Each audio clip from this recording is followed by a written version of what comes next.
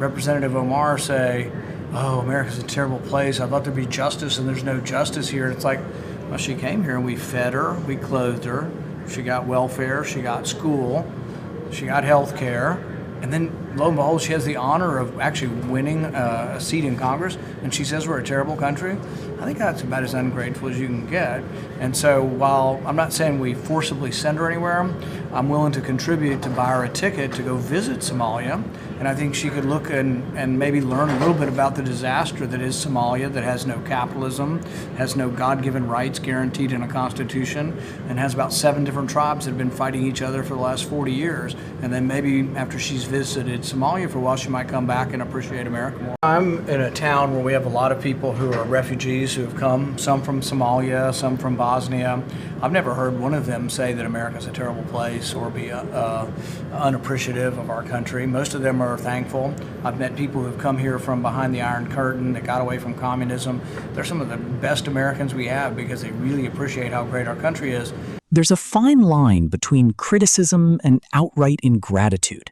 And sometimes it becomes difficult to ignore when someone who has clearly benefited from a country turns around and speaks about it with open contempt.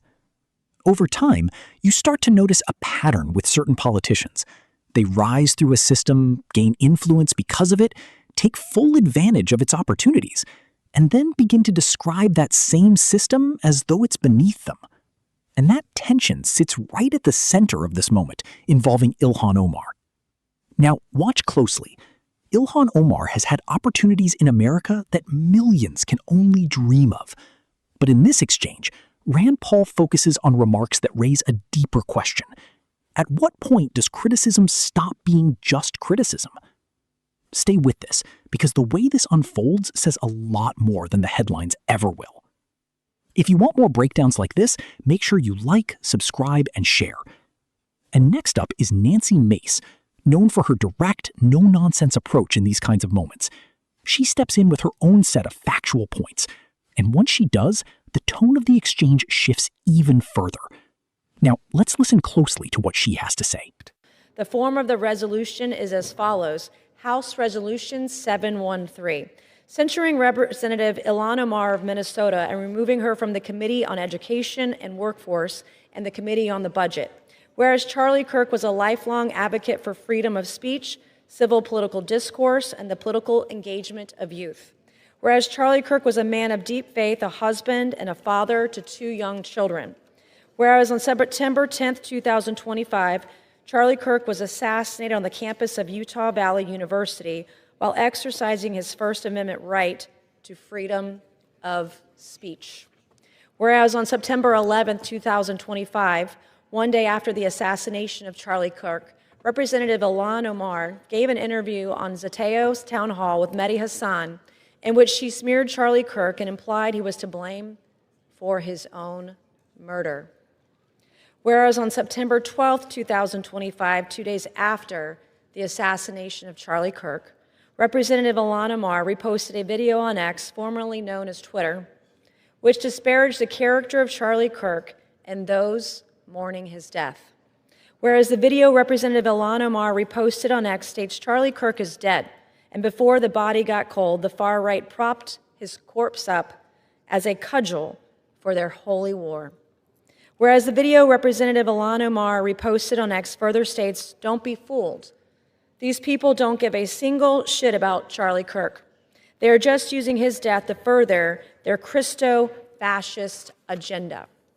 Whereas the video Representative Ilhan Omar reposted on X further states Charlie Kirk was a reprehensible human being.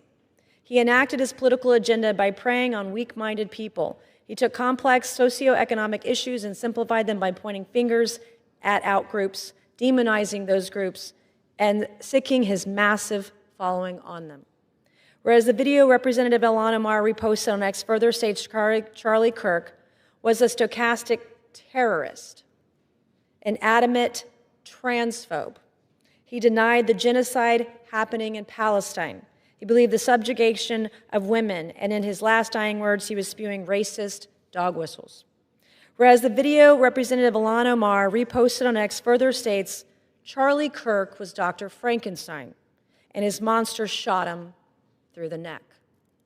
Whereas the video Representative Ilhan Omar reposted on X further blames Charlie Kirk for his own murder.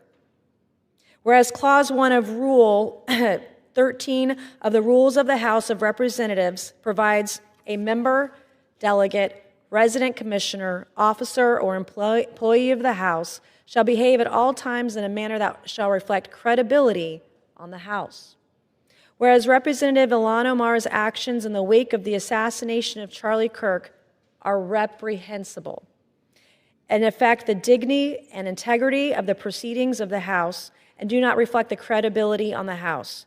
Now therefore be it resolved that Representative Ilhan Omar of Minnesota be censured.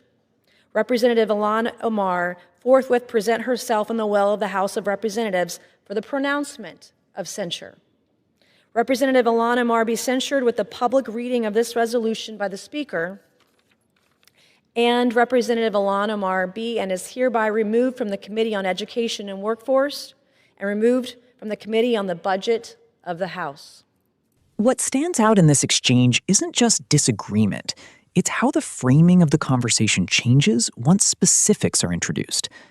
Rand Paul's approach is straightforward. He doesn't engage the general narrative first, he drills into particular statements.